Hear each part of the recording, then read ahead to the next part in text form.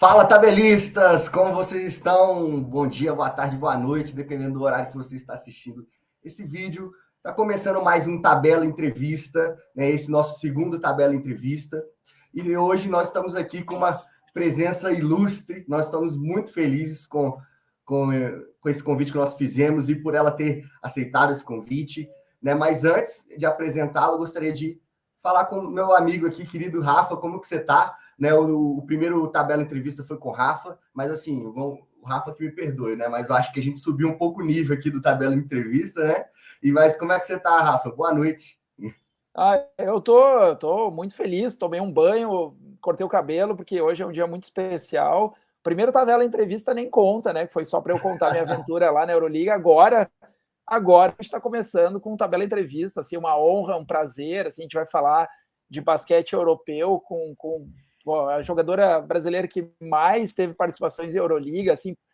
E é legal porque a gente vai poder contar muita coisa que eu acho que muita gente não sabe, né? Uma carreira brilhante na seleção, aqui no basquete brasileiro, na seleção, teve uma passagem por WNBA, mas assim, basquete europeu, ela foi demais, assim. Então a gente vai poder contar dessa passagem dela pelo basquete europeu, muitas histórias. Estou muito feliz. Isso aí, também, estou muito animado também. E agora apresentar a nossa convidada, vocês já estão vendo aí, né, o nome do vídeo, que é a Alessandra Oliveira, né, campeã mundial, medalhista olímpica, né, teve anos, né, jogando na Europa, jogadora de WNBA, né, um currículo assim sensacional. Eu gostaria de te dar boa noite e muito obrigado por você ter aceitado o nosso convite, Alessandra. Boa noite, Vinícius. Boa noite, Rafa. É um prazer enorme estar aqui falando com vocês e com o público. Falar um pouco sobre mim, né? Falar um pouco sobre Euroliga também, que é uma coisa, eu sou do tempo que não tinha internet, não tinha highlights, não tinha YouTube. Então, muitas coisas, essas pessoas... Passei 15 anos na Europa, né? Jogando alto nível. Só quem teve naquele momento e as poucas notícias que chegavam no Brasil pode saber dessa parte da minha carreira, fora a seleção brasileira, fora alguns clubes que eu joguei aqui no Brasil, que eu fui muito cedo para a Europa, né? Provar que eu era jogadora na Europa muito cedo. Então é um prazer de ter esse espaço de poder bater esse papo, né? De contar um pouquinho dessa trajetória. Muito obrigada. Nós que agradecemos. Então vamos lá, né? Antes da gente começar nosso papo aqui, só dar uns recadinhos rápidos, que é para você nos seguirem nas redes sociais. Está passando aqui embaixo, né, nosso site tabeladeferro.com.br. Lá nós fazemos a cobertura dos campeonatos, tanto da Euroliga, Eurocup, né, os campeonatos continentais da Europa, masculino e feminino, né? E também os campeonatos nacionais, as ligas domésticas. Então dá uma olhada lá, eu tenho certeza que vocês vão gostar. E nos siga nas redes sociais, @Tabela de Ferro, em qualquer rede social, que eu tenho certeza que vocês vão amar o basquete FIBA, né? Como nós amamos e como eu tenho certeza que a Alessandra ama também. E para começar aqui, Ale, eu gostaria de te perguntar, eu acho que é uma pergunta que você já ouviu muito, mas para iniciar o nosso papo seria legal saber como que o basquete chegou na sua vida. Bom, Vini, o basquete me escolheu, não fui eu que escolhi basquete. Eu não sou de uma família de basqueteiro, não sou de família que tem contexto, que teve histórico esportivo antes de mim. Sou nascido em São Paulo, capital, da Bela Vista, centrão mesmo, bem aquela coisa centrão, paulistana da gema. E meus pais eram altos. Minha mãe tinha 85, meu pai em 92. O meu é genético, tanto que a segunda, terceira geração, a segunda geração também está saindo bem alto. O que acontece? Eu perdi minha mãe com 4 anos de idade e eu perdi meu pai com 14. De quando eu perdi minha mãe, eu fui morar com a minha avó, atrás da USP. E eu perdi minha avó também. Mas, quando eu fui para a escola, eu sempre estudei em escola pública, escola estadual. E eu tive a sorte de encontrar um professor de educação física, que eu não lembro o nome, eu não sei quem é, quando eu tinha 10 anos, que me jogou numa quadra. Não foi para basquete, foi para fazer educação física, que eu era precoce, eu já estava na quinta série. Em 1980, ninguém com 10 anos estava no quinto ano. Eu fui alfabetizada com 5 anos por causa do tamanho. E nisso, a minha primeira experiência dentro de uma quadra foi com handball. Eu não sabia nem o que estava acontecendo. Eu era grandona, bobona, não sabia que estava acontecendo nada. Aí eu comecei a fazer, como eu era alta, né? Aí o professor de handball chamava aqueles projetos estudantis que tinham as escolas estaduais públicas de São Paulo na década de 80, né? Aí eu fiz basquete, vôlei, atletismo. O primeiro que eu saí foi o atletismo, porque no segundo dia já tinha uma prova no CP USP de 800 metros. Lógico, não é que eu não gosto, nunca... Basquete tem corrida, não foi isso. Mas o contexto não estava. Depois o handball, porque eu não tinha minhas amiguinhas de classe, né? Porque você sabe que tem essa questão de identificação até hoje, né? E principalmente quando você não é de uma família que provém do esporte. E depois ficou o vôlei e o basquete. Basquete eu treinava escolar. O vôlei eu treinava com 12 anos de idade. Eu fui convidada para ser federada no São Paulo, porque eu já tinha 1,82 m de altura. E eu jogava basquete também escolar e no clube da prefeitura, no clubão do Jardim Previdência. Mas nesses percalços eu não morava com meu pai. Então, quando a minha avó morreu, eu fui morar, ele estava morando com uma madrasta, eu não me dei bem com a madrasta, fui morar com alguns tios. E nisso, quando aí ele se separou, eu tive uma madrasta que morreu, que eu não lembro muito bem dela, porque eu não morava muito com eles. E aí, quando a terceira, eu não sei se separaram, o que aconteceu, ele voltou a morar conosco, na casa da minha tia no Butantã. E nesse momento que eu recebi esse convite para ir para Sorocaba jogar na Minercal, que foi até através do final do Valdir Pagan, eu não pude ir, porque ele falou, não vou deixar minha filha sair agora, que eu tenho que pegar, nós somos 3 irmãos, eu tenho que ficar com... Eu não vi praticamente anos da minha filha, a infância. Aí ele pegou, não deixou ir para Sorocaba jogar basquete, eu fui federada a vôlei. Depois de 2 anos, ele morreu. E aí foi uma questão até social. Quem vai ficar? Se hoje não fica, imagina na década de 80 com 3 crianças, 3 órfãos. São poucas pessoas que fazem isso, não é nem questão só social e também econômica, que é difícil, né? Nisso eu fui para Piracicaba, eu passei num teste que organizaram para mim, e eu fui mais porque eu ganhava uma ajuda de custo, eu acho que era meio salário mínimo, eu não lembro quanto era na época, foi dia 13 de junho de 1988, por isso que o meu número é 13, porque é dia de Santo Antônio, e porque foi o dia que eu comecei a jogar basquete realmente na minha vida. O primeiro ano, eu não fui federada, eu fui para Piracicaba, a dona Doninha, mais a Heleninha, que nós chamamos de Doninha, ela foi bem honesta, você não sabe, você é grande, já tinha mais de 1,90 m, você precisa aprender, você perdeu muito tempo, então eu treinava com mini de manhã, com mirim, depois à tarde eu treinava com infanto, e o juvenil, fiquei praticamente 6 meses lá, até janeiro do outro ano, mas eu fui dispensada porque a República estava cheia e tinha meninas acima de 1,90 m, eu sou da época da Ingrid, da Cíntia Tuiu, da Giane, nós moramos juntos nessa República, e outras meninas mais que vinham do Sul, porque tinha muita menina alta. Aliás, o basquete feminino, naquela época, era o segundo esporte do Brasil, depois do futebol, independente se era feminino ou masculino, independente do gênero. E foi assim que eu comecei a jogar basquete. O basquete me escolheu, não fui eu que escolhi o basquete. Foi uma questão de sobrevivência, uma questão de poder mudar o cenário da minha vida, dos meus irmãos, e o basquete me deu essa oportunidade, e aí, com o tempo, eu fui gostando cada vez mais do basquete. Já gostava, mas aí, até você virar alto nível, tudo isso, treinar 8 horas por dia, estudar à noite, porque eu nunca parei de estudar, não é que foi fácil, todo mundo acha que é fácil assim. Então, até a humildade, né, você pegar, porque eu poderia pegar e desistir no primeiro momento, né? Ir embora, né? Já que eu não vou ser federada, o que eu estou fazendo aqui? Vou procurar outra coisa, caçar outra coisa para fazer. Ô, Ale, deixa eu te perguntar, e aí, então isso era em 88 e você tinha então 14 para 15 anos, é isso? 14 para 15 anos. Meu pai morreu em janeiro, em junho eu estava fazendo o teste, fiz 15 anos em dezembro. E aí mas você chegou a jogar já, vamos dizer, como profissional por Piracicaba ou só ficou nesses Não, eu fiquei testes, lá no BCN Piracicaba, e aí em 89 eu fui para Jundiaí. Primeiro ano não tinha nem república, eu fui morar numa pensão, morava até com uma menina do handball, que é minha amiga, também que ela morava na pensão porque não tinha república, e fiquei 1 ano lá. Aí no segundo ano eu já fui federada, que era a primeira vez que estava indo gente, depois da época da Paula, que era o Colégio Divino Salvador, que era Sica Divino ainda, né, Perdigão Divino, e nisso, sim, dali que eu comecei a ser federada.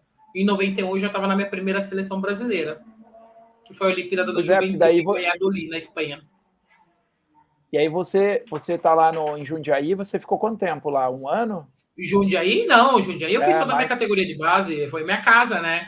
Eu fiquei até 93. 93 não tinha time adulto, eu tive que ir para Araçatuba. Meu primeiro ano de adulto, eu era ainda o último ano, eu joguei o Mundial Juvenil, porque na Europa, 20 anos ainda era juvenil, que foi na Coreia, 93, foi a minha primeira convocação para a seleção brasileira. Eu fiquei 6 meses na seleção, praticamente juntando juvenil e adulto, e foi na Unimed Brasil, em Araçatuba, meu primeiro ano de adulto. Em Araçatuba foi o primeiro ano de adulto. Sim, eu fiquei de 89 até 93 em Jundiaí. Tá, legal. E quando você vai para o Mundial de 94, Ale, o grande Mundial de 94, claro, você contou até em outros podcasts a tua surpresa até na convocação, porque estava ali com um monte de fera jogando, você tinha, vamos dizer, começado a carreira recentemente, né? Estava se destacando, mas era uma carreira recente, tinha ido para aquele Mundial Júnior em 93, e aí em 94 surge, você vai para o Mundial, foi na Austrália, né? 94, isso mesmo, 94, que nós fomos campeões. Na Austrália. E você estava jogando por que clube quando você foi para o Mundial da Austrália? Com a Paula na CESP Unimep. O Barbosa. Unimep. Eu tive o Barbosa como treinador de equipe. Foi o ano que eu trabalhei com o Barbosa e o ano que eu trabalhei que a Paula foi minha companheira de time. Então, é muito... Eu fico surpresa, como eu falei, eu venho falando muito, porque para uma pessoa que nunca pensou em jogar basquete, você começa a jogar basquete. Depois, uma pessoa que nunca pensou de jogar uma federação, você vai jogar uma federação. Depois, você vai convocada para uma seleção juvenil, para uma seleção paulista, e você é convocado. E você tá no Mundial. Quando eu fui convocado, eu falei, piada, não sou eu, não. Como que... Tipo assim, até porque... Eu nunca fui melhor na categoria de base, isso que eu falo, até falei, eu nunca fui a melhor jogadora da categoria de base. Eu nunca ganhei troféu de Rafinha na categoria de base. Então, são processos, né?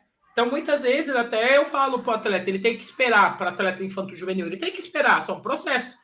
Muitas vezes ele não vai ser o pior da categoria dele e depois ele chegar e ter uma carreira consolidada como eu tive no adulto, porque não é fácil. Eu joguei 15 anos na Europa sem passaporte. Eu tenho residência italiana, eu não tenho passaporte para jogar como Bosman, para jogar como europeia. Sim.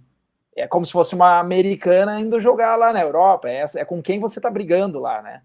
Então, imagina uma brasileira brigar com uma americana. Exato. Não é fácil, não. As pessoas têm que ter essa noção exata, né? Do que aí numa época em que um basquete americano, claro, era muito forte, mas o basquete europeu era uma loucura também, né? O que tinham jogadoras excepcionais jogando naquela época. A gente vai chegar lá. Mas assim, Ale, só antes do Vinícius emendar uma outra pergunta, eu quero saber, você estava lá, fez o início de carreira, está lá em Araçatuba, certo? Sim. E aí tem o Mundial de 94. Experiência desse Mundial, falando aqui assim de semifinal e final, que é o que eu me lembro mais claramente, eu deitado lá no sofá da minha casa, na madrugada, tendo um troço assistindo aquilo, porque assim, só um parênteses, eu era um cara que eu assistia Campeonato Paulista na TV Bandeirantes praticamente toda semana. Então, assim, eu conhecia todas as jogadoras, porque era muito difundido o basquete feminino no Brasil. Assim, claro que tinha um aspecto de Paulo e Hortência que puxavam isso, assim como tinha lá Oscar na época e tal, mas aí vinha todas as jogadoras que faziam parte dessa turma, vamos dizer assim, né, que era maravilhoso de assistir. Então, 94, a gente sabia todo mundo que estava lá, né? Acho que todas jogavam no Brasil. Se eu não me engano, acho que todas estavam jogando no Brasil.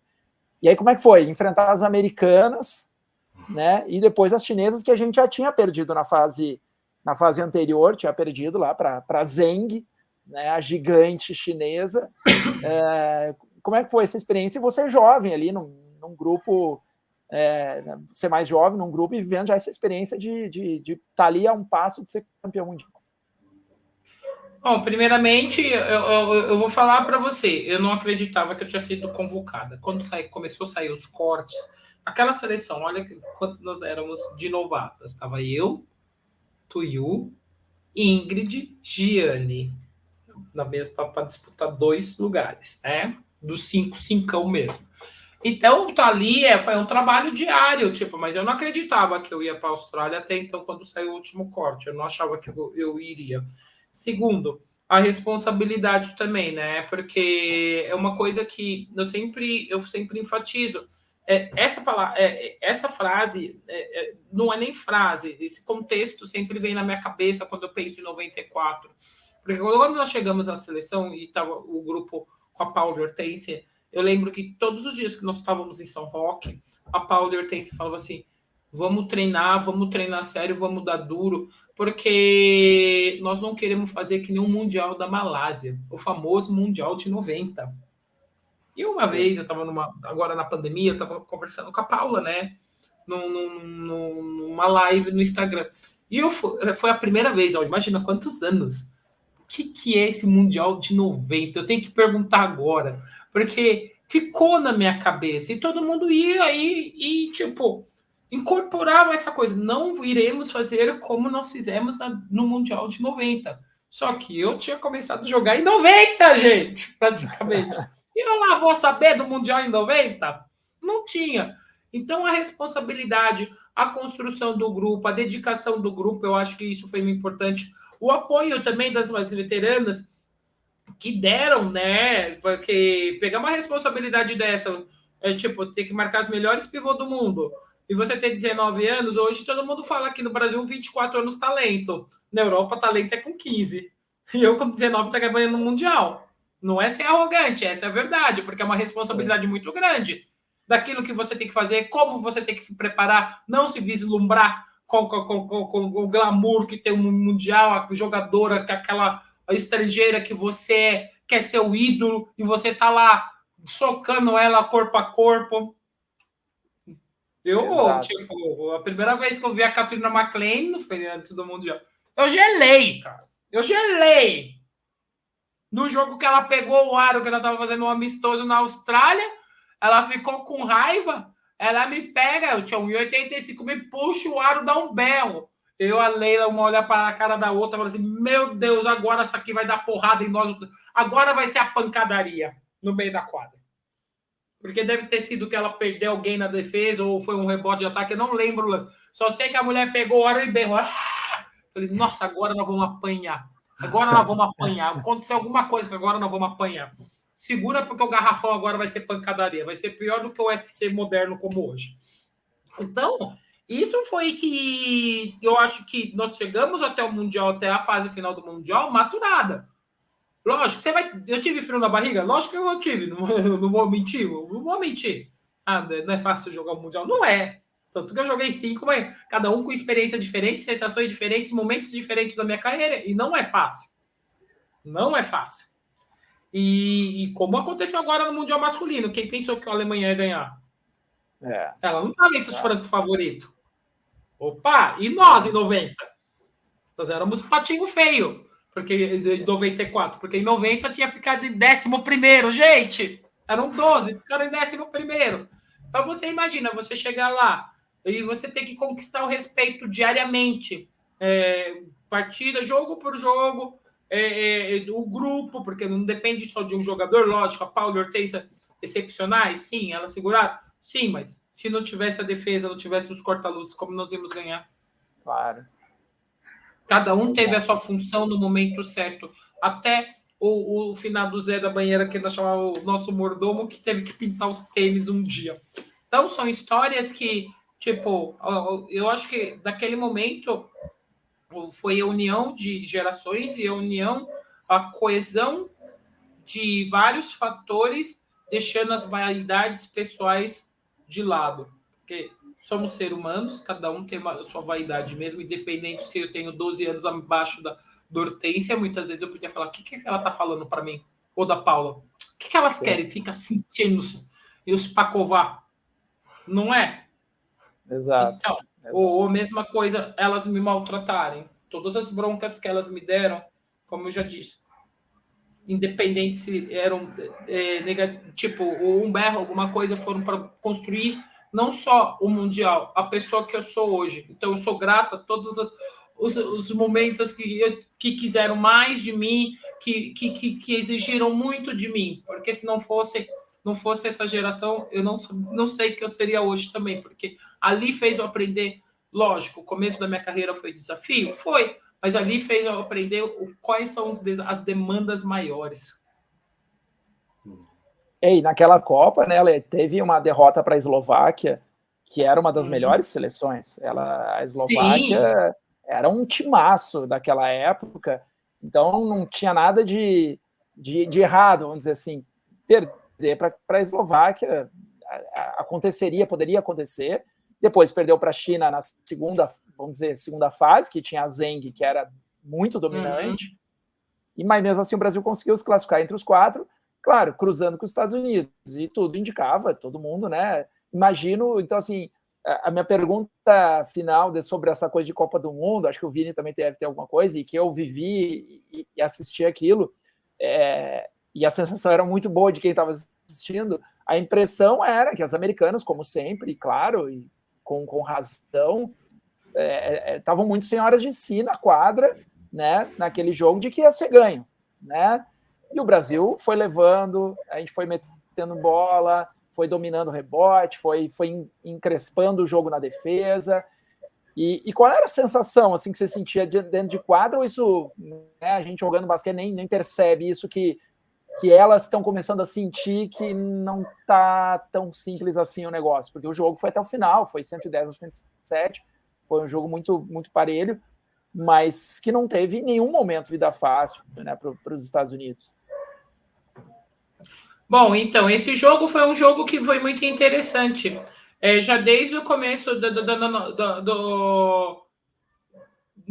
entre nós dentro do vestiário, né? Quando você começa a fechar, colocar a camiseta, o uniforme de jogo, que tem menina que leva o uniforme, eu sou de levar, eu não gosto de estar com ele, porque se acontece algum acidente, né? Que já aconteceu, você não tem, né?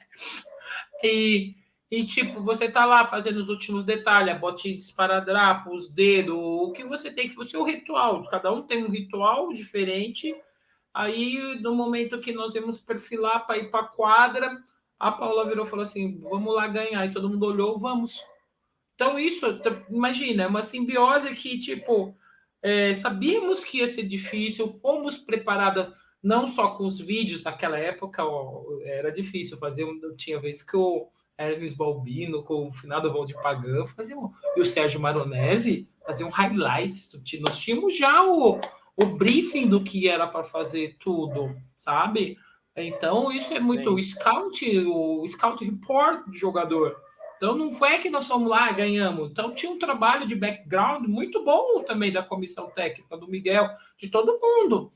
E estávamos preparados, mas também preparados mentalmente. Nós sabíamos que o jogo não ia ser fácil. Não ia ser fácil mesmo. Só que nós não podíamos também ficar com aquela síndrome de vira-lata, né? Nós somos brasileiros, não vamos ganhar dessa equipe. Nós fomos lá, sabemos que ia ser um jogo difícil, que ia ser decidido no final como foi, e vamos para cima. Elas têm 2 pernas, 2 braços, isso como a pessoa. Elas têm 2 pernas, 2 braços, nós também temos, então vamos lá. Foi um embate, né? Você vai enfrentar. Lógico que elas já chegaram. Foi o grande jogo do Mundial, né? Elas chegaram lá com a soberba, que achavam que ia ganhar fácil. Com certeza, não acreditaram. Tanto que a Ruth Bolton Holyfield, quando ela fala que tem uma entrevista dela em inglês, que ela fala que nas Olimpíadas, na final, que ela não deixou a Paula respirar, é verdade, cara. Então, elas falam com tanta raiva em 96, que isso, gente, eu juro, gente, foi a revanche ali. Exato. Que foi inadmissível. Exato.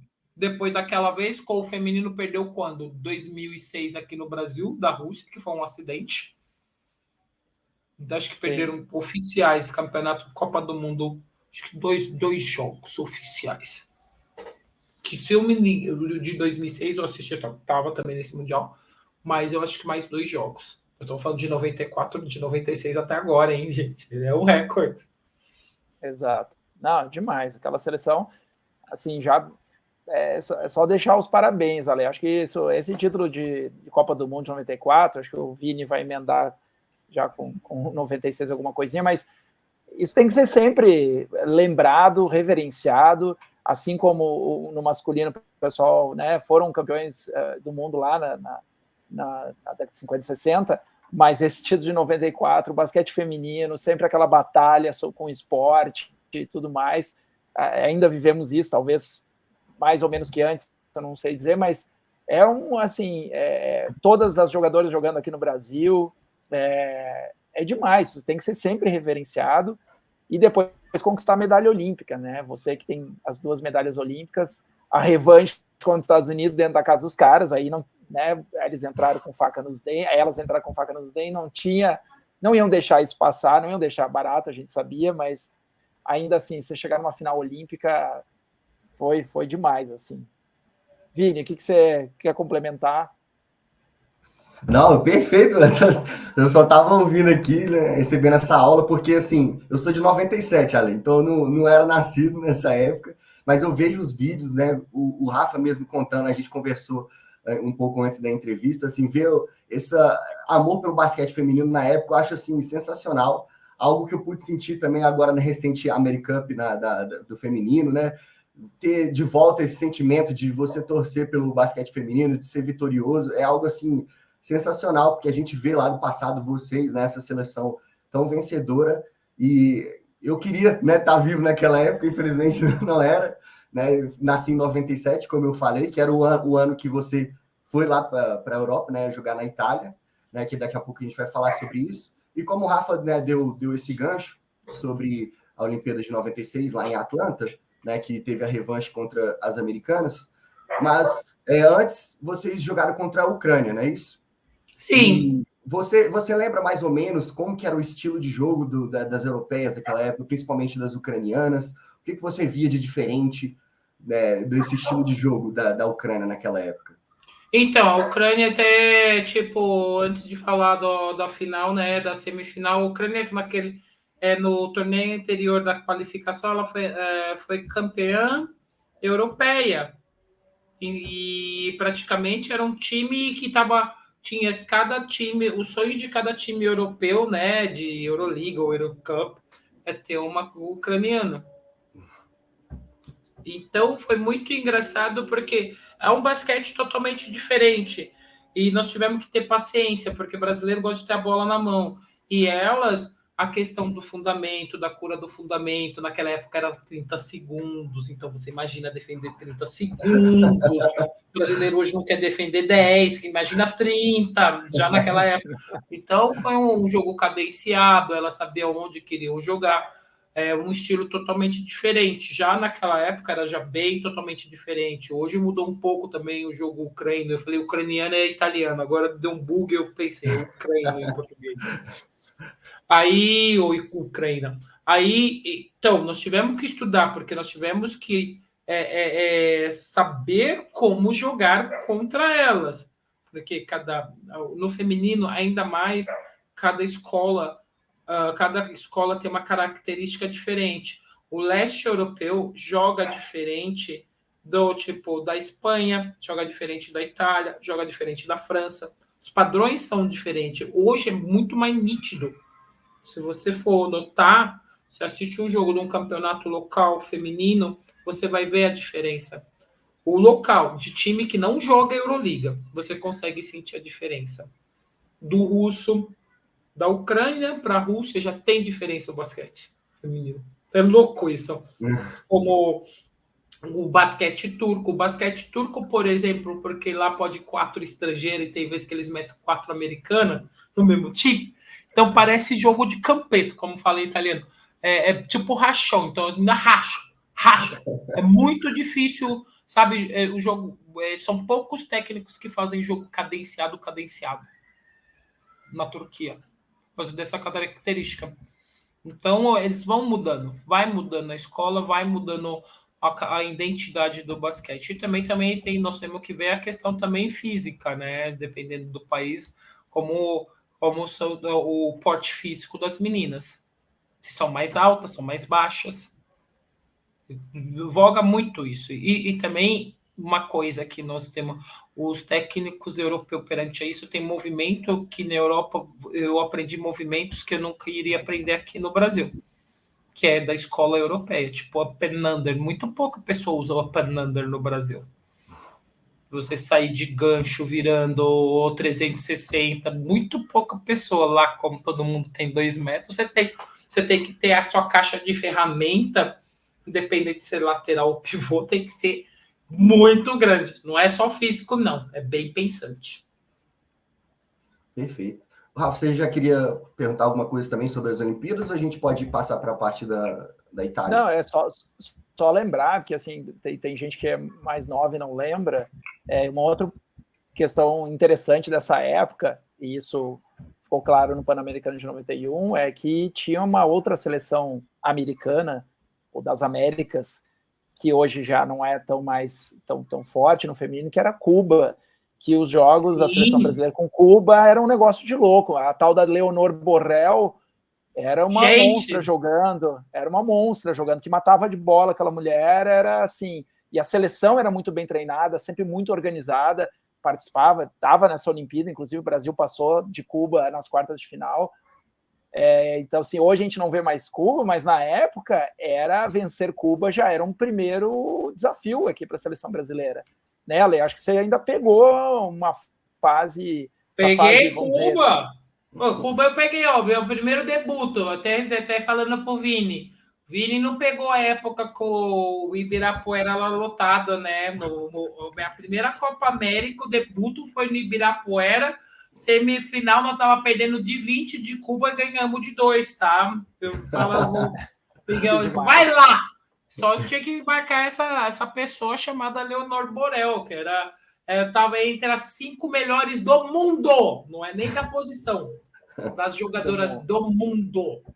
Então, muita gente não pensa Cuba como no vôlei, que todo mundo fala, teve jogadoras que são lendárias no basquete também, já de 91. Exato. Então, acho que 91, para mim, o Rafael, foi engraçado. Foi ali que eu falei, quando elas ganharam o PAN de 91 e vendo elas pegando na televisão a medalha da mão do Fidel Castro, eu falei, agora eu quero jogar basquete. Ali, aquele momento, eu ainda não tinha ido para a seleção brasileira, né? Eu falei, se um dia eu quero estar nessa seleção. Louco, né? Aquele PAN ali inspirou bastante gente. Eu jogava já, mas tipo, eu não sabia que ia acontecer. Eu falei assim, agora eu quero estar nessa seleção.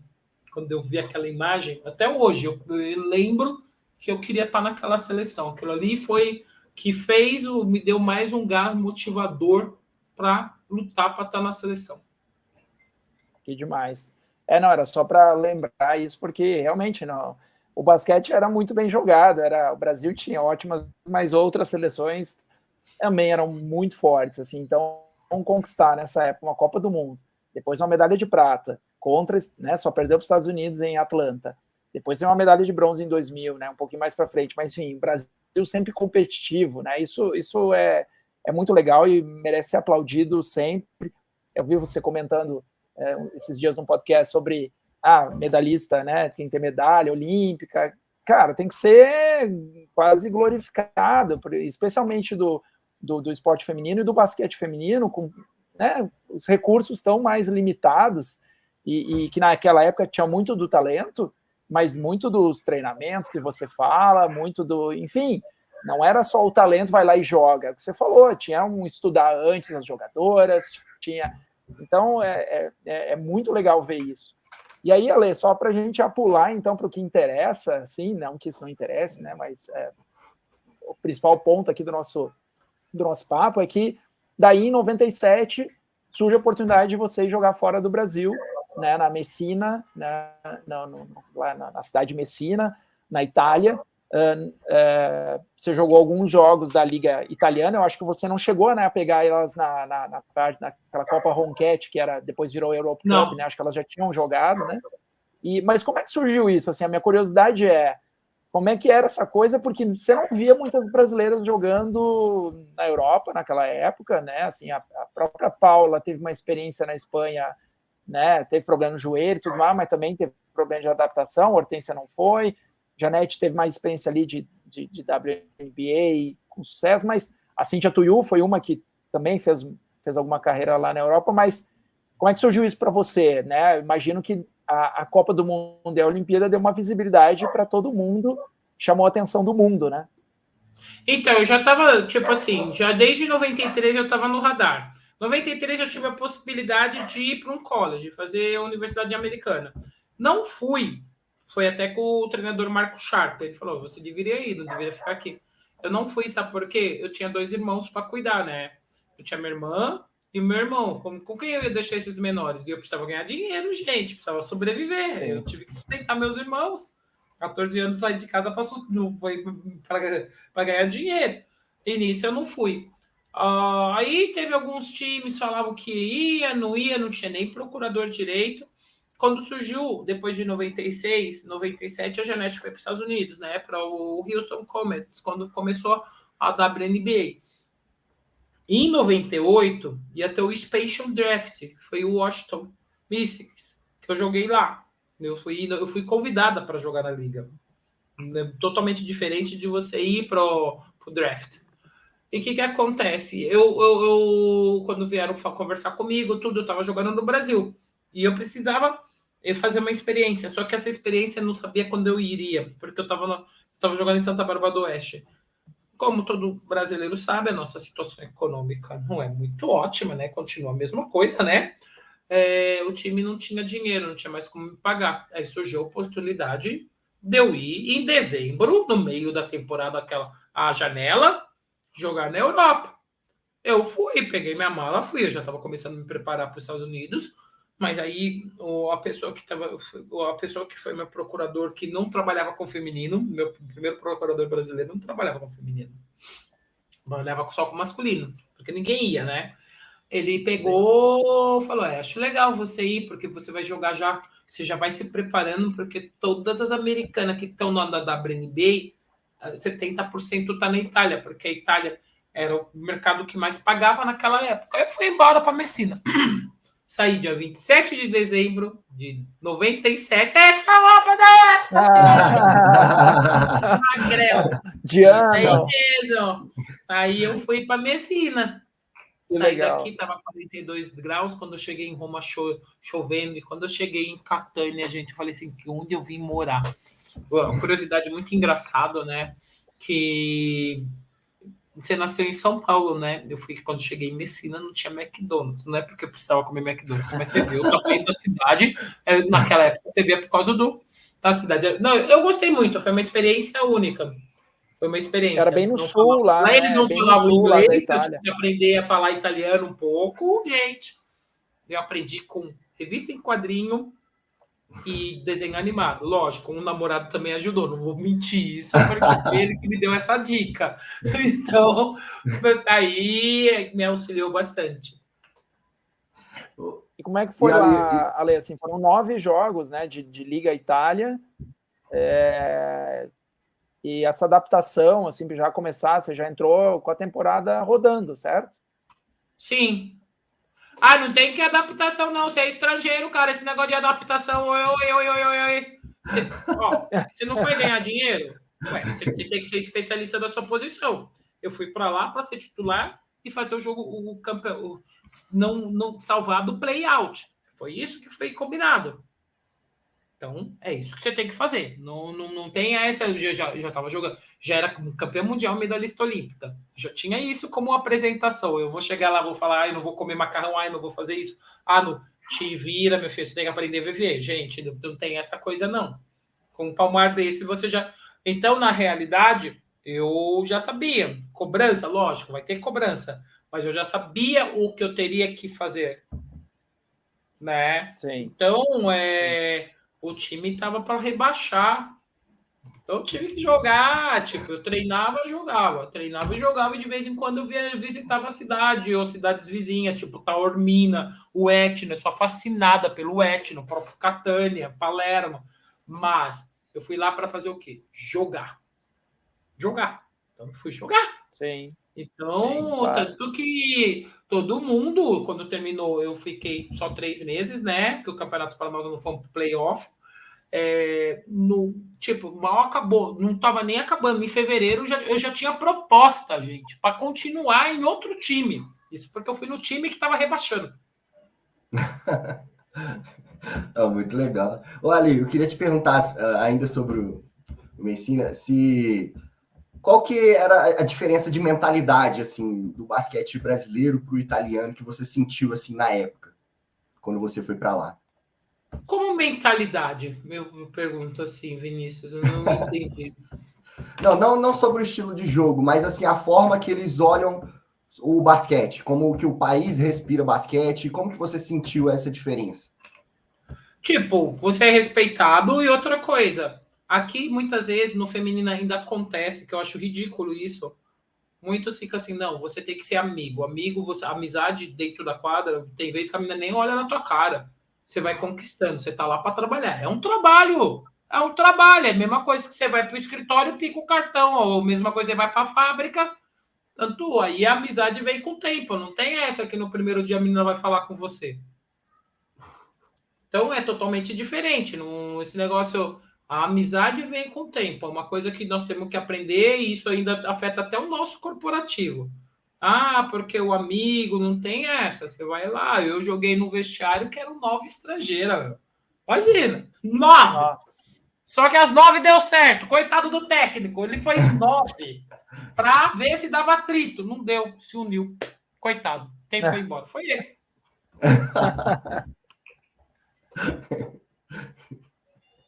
E daí nisso, Ale, no final da temporada, que daí você foi lá para o Washington Mystics jogar no meio do ano, em 98, a primeira temporada da WNBA. Eu tava super bem. Aí eu arrebento o joelho. Eu estirei ligamento, tendão, tudo. Eu fiquei 15 jogos sem jogar na liga e eu voltei para... Eu fui nem vim para o Brasil, olha a responsabilidade. Eu fui direto para a Itália para recuperar com um fisioterapeuta numa clínica em Rimini, que só recuperava os melhores jogadores da Europa. E nisso você já tinha acertado com a Comense? Não. Tá. Não tinha acertado ainda com a Comense, eu estava sem acertar, porque eu tinha na hora que eu ia acertar com algum time na Europa, independente se era Itália ou não, eu me machuquei na WNBA, aí o povo fica com desconfiança. Aí sim, eu, em vez de eu ir para o Brasil, eu fiquei 2 anos sem vir para casa. Eu fui direto para a Itália. Eu falei, pô, eu preciso recuperar, fazer o final da recuperação. Que eu precisava fazer fortalecimento. Eu recuperei nos Estados Unidos, não vou falar, não é falar que eu joguei ainda, mas eu não estava fisicamente preparada. Então eu tive que fazer uma pré-temporada individual para fazer a pré-temporada do time. Sim. É louco e mesmo isso, assim, né? Mesmo assim, você conseguiu o contrato com a Comense, que era foi na última semana da janela. Então, o que aconteceu? O contrato da Comense. Os times europeus, foi a época que começou a abrir para Bosman, né? Que falam que é o comunitário. Então, podia ter 2 estrangeiras... Não, 2 estrangeiras e um comunitário. Quem era comunitária? A Fijokosk. Então, abria o espaço para mais 2 estrangeiras, porque a Stremikit era lituana.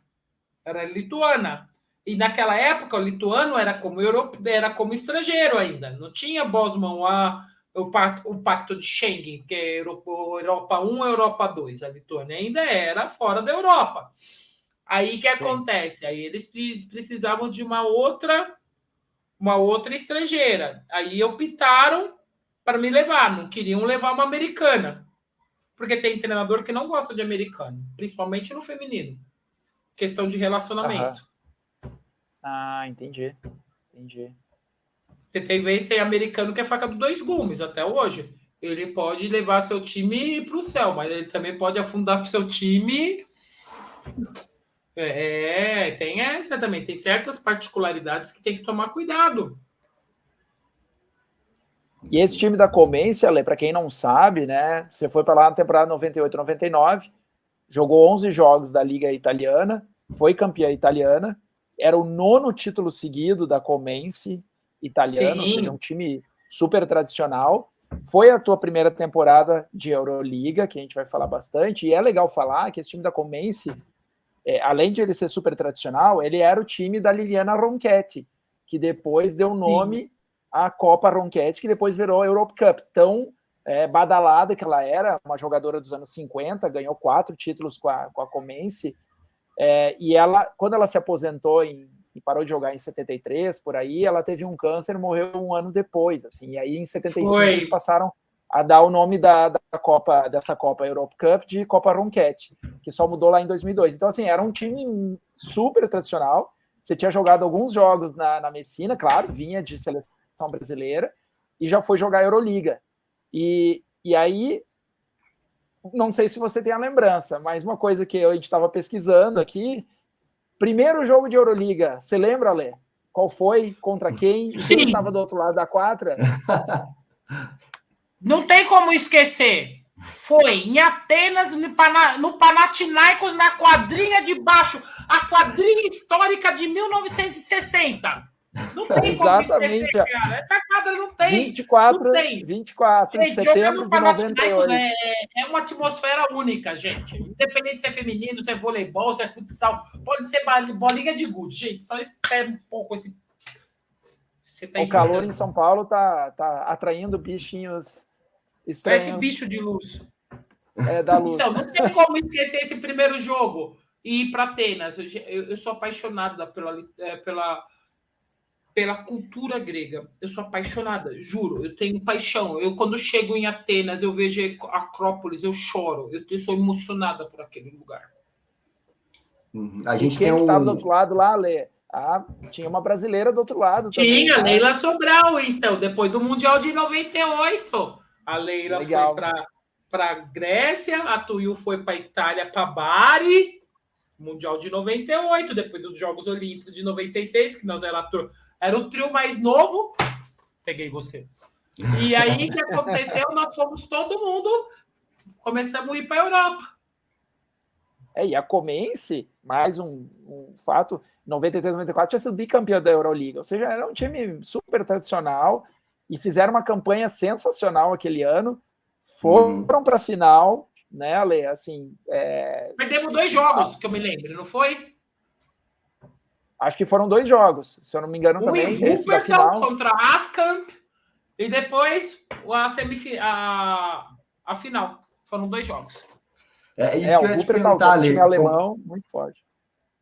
Isso que eu ia te perguntar, Ale, como que são as suas memórias daquele Final Four ali, primeiro enfrentando o time alemão, o Pertal, e depois o time da Eslováquia na final? Você tem memórias daquele momento, daquele Final Four ali?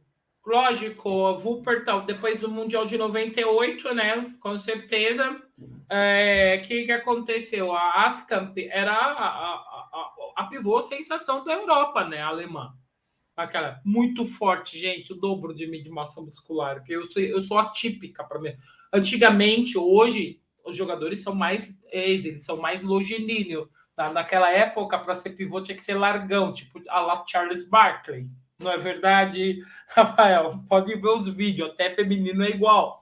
E o que acontece? Não foi fácil marcá-la, né? E, não esquecendo, você sabe quem estava naquele time do Wuppertal? Sandy Brondello, a técnica da seleção australiana. Era a segunda estrangeira. Eles só tinham uma estrangeira, Sandy Brondello, para você ver como era o nível naquela época. Eles chegaram com uma estrangeira para a Final Four. Eu também. Estrangeira só tinha eu. Tipo, eu e a Stream Kit, não tinha... Então, foi um jogo duro, que foi lá em Rosenbrock. Ainda tinha aquela coisa do resquício do leste europeu. Nós não podemos esquecer que eu vivi numa época na Europa, né, que ainda tinha muitas coisas acontecendo no contexto histórico, que nem na Itália, uma coisa que eu até esqueci de falar de Messina. Quando eu cheguei lá, gente, é uma curiosidade que, tipo, tem gente que vai falar, não é impossível. Tinha acontecido aquela estragem, né, como fala, o atentado de Borsellino e Falcone, né, na ponte lá indo para Palermo, né.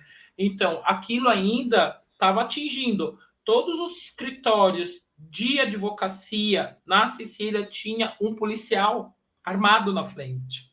E o diretor do nosso time era um advogado. Ele tinha um escritório de advocacia. E uma vez eu perguntei, por que todo mundo anda armado aqui, sabe? Você faz umas perguntas de... Eu nunca tinha ido. É a mesma coisa, tipo, queimava muito ainda. Agora já mudou essa questão.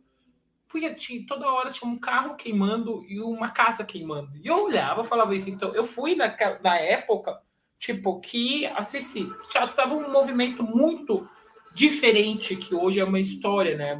Faz parte da história na Europa. Então, quando eu cheguei na Eslováquia, que nós fomos jogar, nós íamos para o país de leste europeu, nós levávamos até a questão para alimentação, que não tinha, mas não era muita coisa. E para nós, aquela Final Four, para mim, foi diferente, porque tipo, fomos para um lugar que eu já saindo da minha casa, eu não estava acostumada. E o tempo estava frio ainda, e na Itália já estava mais quente, né? Que foi no meio da Eslováquia, né? A Rosenborg é bem no meio da Eslováquia. 400 quilômetros de Bratislava. Aí, tipo, o fuso não é um fuso horário, eles jogam mais cedo. Na Itália, na Espanha, joga às 8 da noite. Lá joga às 4 da tarde. Então, até se você... Foi uma coisa, tipo... para mim, foi uma experiência única, né? Para quem não pensava em jogar basquete. Já estudado no segundo ano de Europa, você ir para uma Final Four, não é todo mundo que faz isso, não, né? Sem passaporte. Como estrangeiro. Muita gente querendo essa posição cobiçada que eu tava em Como. E vou falar, gente, eu tive sorte em Como. Sabe onde eu morei? Em Chernobyl. Lago de Como, cara. Não, eu falo, minha carreira na Europa, eu não vou reclamar. Não vou reclamar. Imagina, você ir morar no Lago de Como. Não tem como reclamar da vida. Nossa, de cinema, hein? Essa paisagem. Sim, praticamente todinha a casa, todas as janelas davam para o lago e tinha terraço. Então, eu abria a janela do meu quarto, abria a janela do banheiro, abria todas as janelas, dava para o Lago de Como. Bem como falo, Promessa Esposa, né? O livro que fala da esponda de Lago de Como. E foram 3 temporadas, né? A Lena Comense foi o time que você ficou mais temporadas, foram 3 temporadas incríveis, jogando Euroliga, jogando Campeonato Italiano. Nessa primeira, infelizmente, perdeu para o João Beroc da Eslováquia, mas ganhou a Supercopa da Itália e o Campeonato Italiano. Depois, na temporada seguinte, você jogou mais partidas, né? 17 partidas na Liga Italiana, perderam na semifinal para a família Schio na Liga Italiana, ganharam a Copa Itália, ganharam a Supercopa, e na Euroliga caíram nas quartas de final para o Dinamo de Moscou, que também era um time tanto na época. E nessa Euroliga de 99-2000, isso sempre meio que estava acontecendo, você foi a número 1 em field goal percentage, né? Em aproveitamento de arremesso de quadra, você foi a número 1 da Euroliga. Isso depois a gente vai falar de outras estatísticas que você liderou, mas normalmente você girava entre as top 5, assim, aproveitamento de quadra e aproveitamento de 2 pontos. E depois na temporada 2000-2001 que você jogou mais jogos, jogou 31 partidas na Liga Italiana, perderam uma final para Parma, ganharam de novo a Supercopa da Itália e caíram nas quartas de final da Euroliga para o Bourges, né, por 2-1.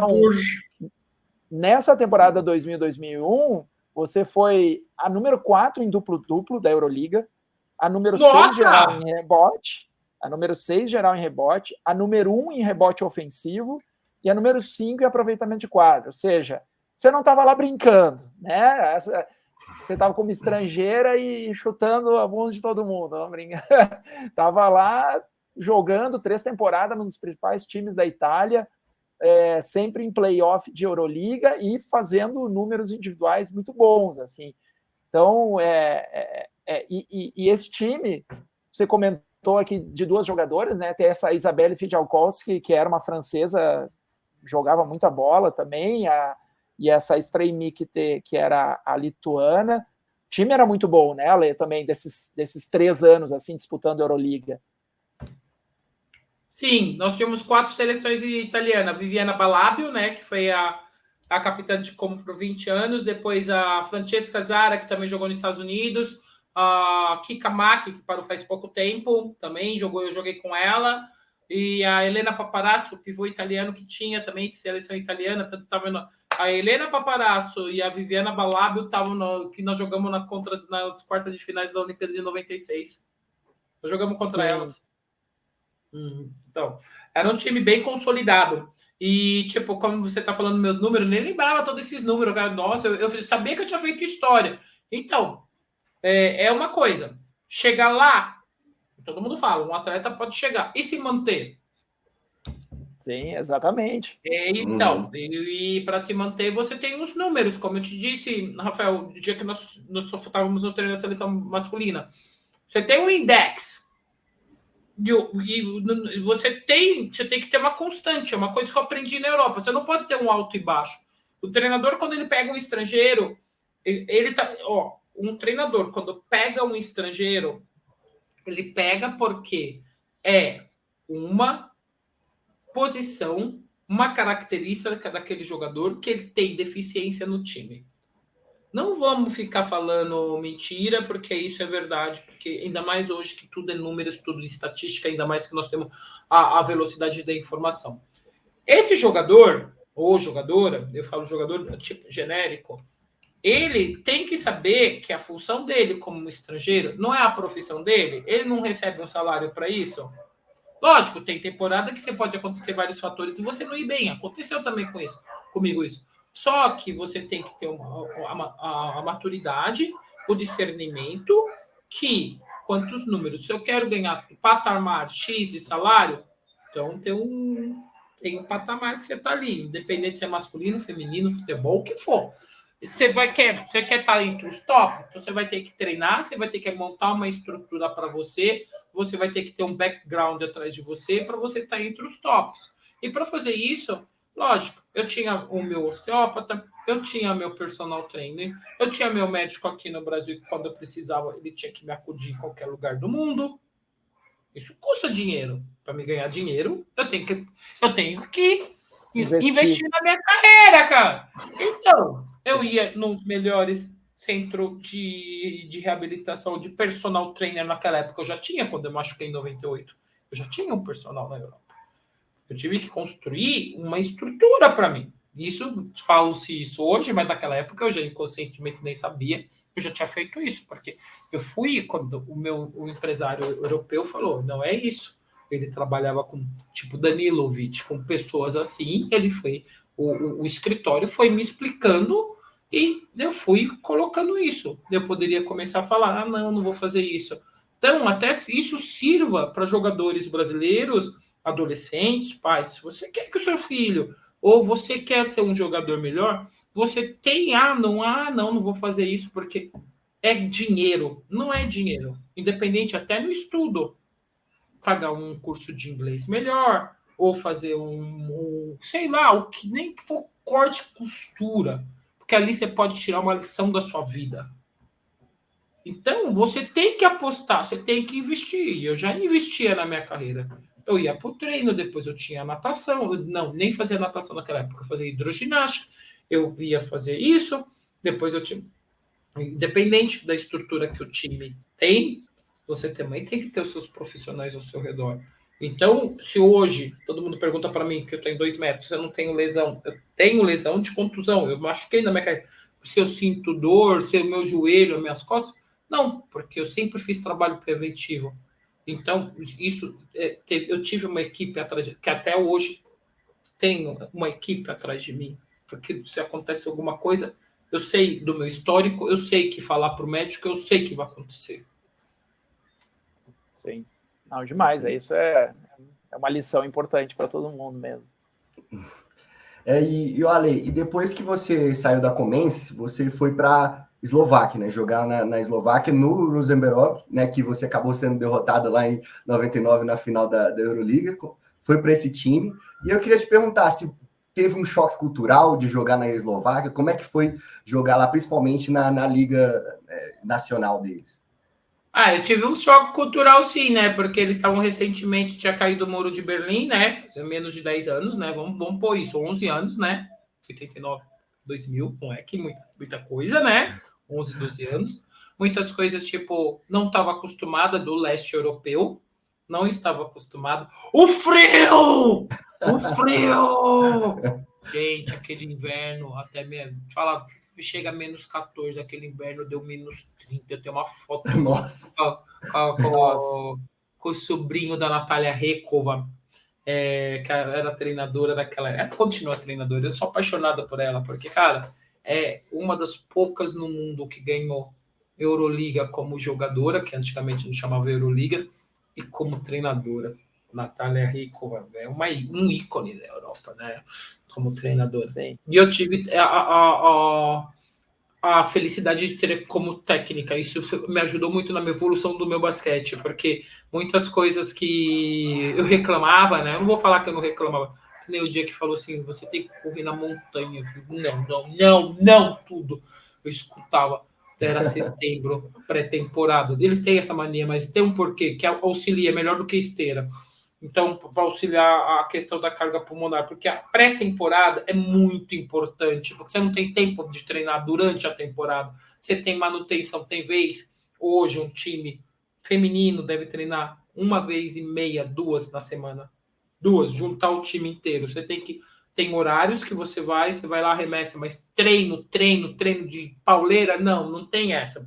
Tem a periodização, já falo de 2006, 2005, que você faz, você tem que fazer isso, você vai jogar quantos minutos, se está faltando isso, aquilo lá, papapá, que você vai ajustando, mas o treino coletivo não é muito tempo, porque você tem o desgaste da viagem, o desgaste emocional, o jogo, quando você joga, você é titular, porque praticamente eu fui titular em todos os times, eu não fui para ser a quinta, a sexta jogadora. Então, eu aprendi muita coisa com ela. A questão da neve, isso no começo, para mim, eu não estava acostumada, né? Menos 27 deu aquele inverno. E eu tinha medo de dirigir, porque uma vez nós estávamos voltando de um jogo dentro de tudo calefação, então não tem problema nenhum. Eu estava voltando de um jogo do campeonato local, eu fui frear, quase caí dentro de um lago gelado, de um rio gelado, eu fiquei com medo, tive que aprender. Novamente, eu não vou mentir, que foi um namorado que me ajudou a conviver com a neve, né? Era outro. Então, ele me ensinou muita coisa. Eu falo, tipo, limpar para entrar dentro do carro, limpar o carro da neve, que isso de manhã cedo eu tinha raiva, eu preferia pôr a bota e pôr a calça de esqui e ir a pé para o treino, mas é perigoso, porque pode cair gelo na tua cabeça, acontecer alguma coisa e cair, não deixa, é melhor você ir de carro. Eu tinha um carro e que eu rodava a Eslováquia inteira e, tipo, foi uma experiência única, né? Eu fui morar num lugar que a montanha tinha urso, muita natura, perto da Vysoké Tatry, quase na fronteira com a Polônia. Nossa, eu tenho paixão por Cracóvia, então eu aprendi a viver, tipo, uma vida totalmente de uma paulistana. E outra coisa que, mesmo com todos os resquícios que tinha ainda do comunismo, essas coisas, tinha muito lugar que as pessoas, você via as casas bem simples, eles eram muito felizes, pouco que eles têm até hoje, porque de vez em quando eu tenho amigos na Eslováquia, tem a Edna, né, a Moja Sládica, aprendi a falar um pouco de eslovaco, que me ajudou, a mãe dos brasileiros até hoje na Eslováquia, tanto que depois desse tempo ela foi convidada para ela trabalhar no consulado brasileiro de Bratislava. Que legal, então, que legal. Que sempre ajudou todos os atletas, ou pessoas que foram trabalhar também, brasileiros que foram trabalhar, ou latinos também, não só brasileiros na Eslováquia, também estudar, que lá tem... Vai brasileiro para estudar também. Brasileiro, dependendo da área, vão muitos. E isso foi uma lição de vida. Eu posso falar, tipo, de coisas de aprender a cozinhar, algumas coisas, a vivência, porque eu era a única estrangeira, né, no time. Eram mais de 8, 9 eslovacas, depois 3 sérvias e eu de brasileiro. Time de louco, né? Que demais. Olha, mas essa coisa de vida, claro, é o que você falou, é um trabalho, você está lá para jogar e tem essa de adaptação, é sair jogando, e você estava mostrando que realmente estava super tranquila nisso, fazendo grandes números, mas muito louca essa vida, né? Porque você foi, estava olhando aqui, você foi para Messina, tudo bem que foram 3 meses, lá no sul da Itália. Aí você foi para Washington, no Washington Mystics, jogar no meio do ano. Aí você voltou para jogar no norte da Itália, completamente oposto até de cultura, de grana. Cultura de tudo. Né? De tudo, né? O sul da Itália e o norte da Itália são 2 países diferentes, você deve ter sentido isso bastante. No mesmo país. Aí, no mesmo país, exatamente. Aí no meio da temporada você ia para o Washington de novo. Daí depois você teve uma passagem lá em Indiana, né? No Indiana Fever, depois no Seattle. Aí você foi para a Eslováquia. Quer dizer, esse período até 2001, mais ou menos aí, pelo que eu estou falando, 2001, 2002, foi uma loucura, né? De viagem, de lugares diferentes, jogando com pessoas diferentes, aí vai e volta. Tem que estar sempre muito bem preparada mesmo, como você comentou. Sim, tem que estar preparado e também mentalmente, né? Eu não sei se eu estava preparada mentalmente, as coisas vão vindo, você está jogando, você está envolvido. Eu era envolvida, tanto que até uma curiosidade. Um dia, esse meu namorado eslovaco, ele brigou comigo. Eu estava jogando na Hungria 2002, né?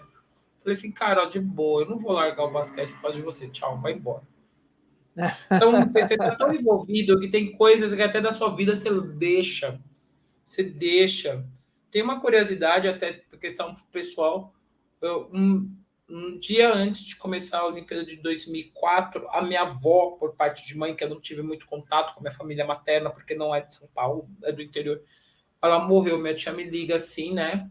No meu celular, nós estávamos na Vila Olímpica, a sua avó morreu. Eu falei, é triste, né? Ela já estava com uma certa idade, ela já estava sofrendo, que bom que ela descansou. Como você fala isso? Tia, mãe, eu tenho a partida mais importante ao começo das Olimpíadas, tia. Ela tinha que descansar, sinto muito, mas eu não tenho agora tempo para falar sobre isso. Então, sim, são coisas que, tipo, na minha vida foi... Eu acho que o basquete enraizou muito na minha vida, que tem coisas que passou assim, sabe? Que nem uma coisa que... Eu até estava conversando, eu fiz a pós-graduação do Comitê Olímpico, né? E um dia estava o Antônio Carlos Gomes dando aula, né? E ele falando a proporção da população que chega ao patamar olímpico. E eu não tinha me dado conta ainda que é 000, não sei quantos mil zero, dessa população mundial que você faz parte. E muitas vezes ele estava até explicando, né? Até a Regina Brandão, que a Regina Brandão é minha orientadora de mestrado, que termina quase agora. Tem gente que tem talento? Tem. Tem gente que está bem preparado fisicamente, tecnicamente? Tem. Taticamente, tudo? Tem, independente do esporte. Mas é o psicológico. Porque você chega no momento, quando você está no alto nível, se esse psicológico não estiver em sintonia, você fica louco. Eu acho que é isso. Sim. Então, chegou naquele momento ali que eu estava num psicológico que, sabe, quando você está já naquela simbiose que vai passando. Tanto que tinha vez que eu não vinha para casa e não sentia falta, não. Oxi! Meus irmãos, você vai para onde? A minha irmã já estava na Europa também jogando, né? Eu tô aqui em Seul, amanhã eu tô indo, vou estar em Viena. Onde você vai passar as férias? Eu vou ficar aqui na Europa, me dá cansa de ir para o Brasil, depois vou ter que viajar mais 15 para ir para outro lugar. Teve uma vez, tipo, por exemplo, 99, ó que louco. Nós tivemos Copa América em Cuba, que foi a classificação para os Jogos Olímpicos de 2000. Foi em Cuba. E eu tinha que voltar para o Brasil, que eu tinha que dar 2 semanas lá. Não, eu me apresentei uma semana antes e uma semana eu fiquei em Cancún sozinha só para descansar. Porque eu não queria ficar 10 horas dentro do avião. Sim, sim. Muito, muito puxado, né? Às vezes você só quer ficar num canto descansando sem precisar ficar viajando, né? Sim. E essa temporada, só o que o Vinícius comentou no João Beroc da Eslováquia, que você jogou a Euroliga, mais uma, né? Além de 3 seguidas na Comense, e uma agora no João Beroc, que você ficou em 4º lugar, foi para mais um Final Four. E aí eu não sei, Alex, se você lembra, que eu estava olhando aqui a semifinal, né? Contra o Valenciennes da França. Foi desculpa falar, mas assim, foi um atropelo. Foi. Eu não sei se você lembra o que aconteceu, mas foram 48 pontos de diferença numa semifinal de Euroliga. A Fialkowski estava do lado de lá dessa vez, né? Não estava também na Comense, que você também já tinha saído. E depois vocês perderam a disputa do 3º lugar, mais apertada ali, mas Você O tem Parma. recordações desse jogo? Tenho O Parma. recordações. Todo mundo daquela época queria esquecer, porque 48 pontos nosso time não podia. Deu tudo errado aquele dia. Tudo. Tudo errado. Sim, tem dia que E você... não é. E a tua temporada, Lê, acho que você não sabe disso também, mas individualmente, em estatísticas, pelo menos, foi a tua melhor temporada de Euroliga. Assim, essa temporada no Rujo Homberok. Você foi número 1 em aproveitamento de 2 pontos, a número 4 em rebote defensivo, a número 3 em rebotes totais, a número 1 em aproveitamento de quadra geral, com 65% de aproveitamento, a número 1 em rebote ofensivo e a número 1 em duplo-duplo. 8 duplos na Euroliga. A número Nossa, 1 na temporada... eu fui a número 1. Você sabe quem jogava essa Euroliga? Yolanda Griffith. Nossa. Não é qualquer um americano. Era minha concorrente direta que estava no Parma. E nós perdemos a final. No jogo 5, eu torci o pé em cima do pé dela. Nossa. 3 minutos de jogo em Parma. Do campeonato italiano do outro passado. A gente está falando aqui, né, Ale, porque, assim, às vezes a pessoa vê, a Ale jogou no Comense. Comense é um dos principais... Agora, claro, faz um tempinho que não ganha alguma coisa, mas era um dos principais clubes da Itália, com 2 títulos de Euroliga, e você foi finalista de Euroliga. Depois foi para o Rujo Homberok da Eslováquia, fez um Final Four e foi número 1, número 2 e um monte de coisa individualmente. Numa Euroliga que tinha americanas que já estavam indo para lá quando não estava rolando a WNBA, e as europeias de altíssimo nível que jogavam lá. Então, assim, não era pouca coisa, isso tem que ser muito falado. E aí uma pergunta só, normalmente os contratos eles eram de 1 ano, além desses contratos de Europa, mesmo da Comens que você ficou 3, você ia assinando a cada temporada? Fazia opção 1 mais, com a opção aberta para assinar no meio da temporada ou no final. É uma cilada, muitas vezes, você assinar 2 anos. Ô, Rafael, porque o que aconteceu? Eu fui para a Hungria depois de Rujo Homberok e não me adaptei. Tá. A questão da mentalidade do diretor do time. Eu não me adaptei e aconteceu várias coisas, tanto que eu machuquei até meu joelho, eu fiquei mais tempo aqui no Brasil. Foi quando que eu vim para o Brasil tratar, que o meu médico pediu que eu voltasse para casa. O meu ortopedista, que é meu ortopedista até hoje, tá? Desde 98. E então, por lição, até por questão de... Porque feminino é difícil. Todo mundo pensa que é fácil. Muitas vezes você pode ir para uma cidade que você não se adapta, ou não é segura. Também tem essa, ainda mais naquela época, não é que tinha muita notícia. Quando eu fui jogar na Coreia do Sul, eu nem sabia o que aconteceu. Foi a primeira... uma das primeiras estrangeiras que foi jogar na Coreia do Sul. A primeira brasileira. Louco isso, né? Muito louco. Muito. Você foi jogar, né, você está comentando em 2002, 2003, no Sopron da Hungria, né? Que é um clube que até tradicional, até recentemente. É tradicional. Eles tiveram um problema, essa temporada mudou de técnico. O técnico não falava inglês, teve incompreensão. Fui jogar com a Eva Nenkova, que se machucou no meio da temporada. A outra russa. Montaram um time quando foi a Tully Bevilacqua, uma australiana. Aí mandaram o técnico, mudou, sabe quando aquela temporada que manda o técnico, quando você chama um monte de estrangeiro, você tem que falar italiano, você tem que falar inglês. A incompreensão. Sim.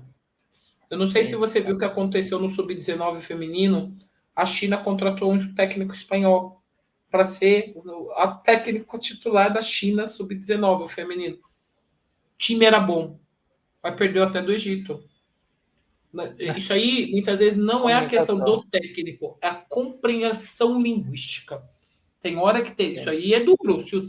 Se não tem uma pessoa que te traduz no vestiário, ou alguém que te auxilie, isso aí pode acabar com uma temporada de um treinador. Sim. Muito legal. E aí já estamos falando de quinta temporada seguida jogando Euroliga, né? Uhum. Pô, demais. Vini, você quer seguir? Desculpa aqui que até tive uma oscilação aqui na internet, mas pode seguir, Rafa, por favor, com uma outra pergunta. Não, e aí só seguindo aqui, a gente quer passar, porque assim, a tua carreira é demais, Ale, assim, são muitos clubes, tem que ser falado isso sobre carreira na Europa. Você voltou para a Itália, né? Você foi para um clube tradicional, que a gente até estava mencionando aí sobre os bastidores sobre o Bruno Caboclo, mas enfim, você foi para a Reyer Venezia, né? Ficou 2 temporadas lá, aí já era um clube que disputava a Europe Cup. Como é que foi isso de voltar para a Itália? Foi uma proposta, foi uma decisão fácil, né? Imagino que sim, inclusive depois da temporada na Hungria, que você falou de adaptação.